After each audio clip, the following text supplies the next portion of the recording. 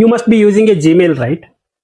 Have you ever wondered how some of your emails goes to a spam folder? What if I tell you that your Gmail inbox is protected by a tree?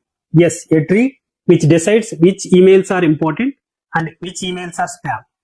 That tree is called a decision tree. A decision tree is a machine learning algorithm which can do predictions based on the simple yes or no based questions. For example, your goal is to predict whether email is spam or not.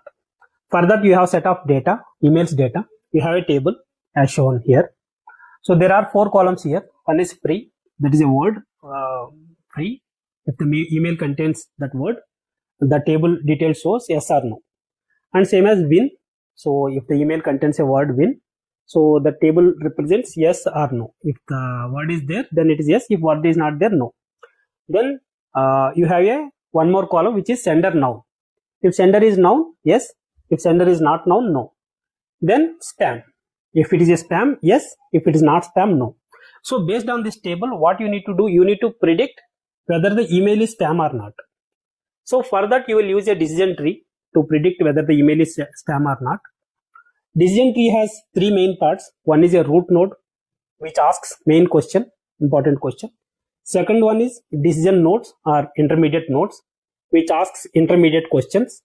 And third one is leaf node, which gives the final prediction or final answer. So now the biggest question is, which one is a root node? So for that, what decision tree will do? Decision tree will calculate 2 important measures. One is Gini index, other one is entropy, which gives information gain on all these features. First, it will calculate the measure on the free word, and then win, and then also sender noun.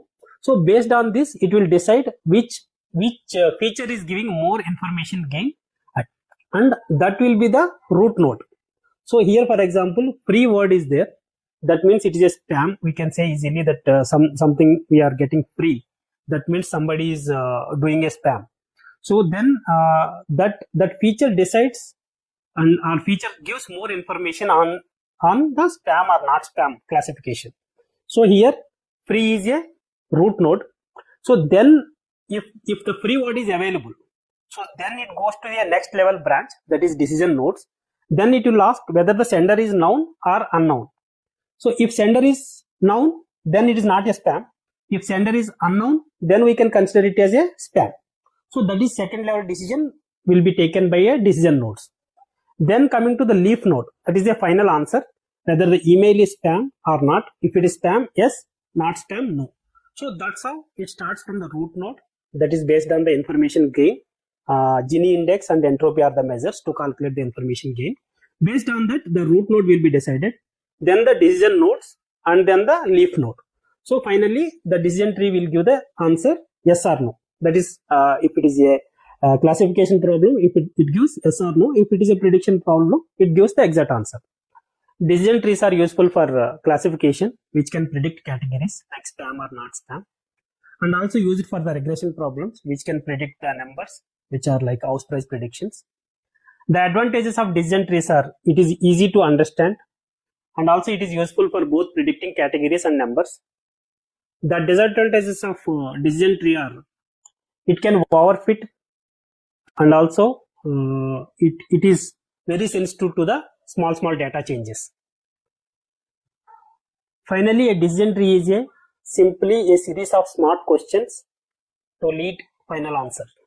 Thank you for listening. I try to make the complex topics very easy. If you understand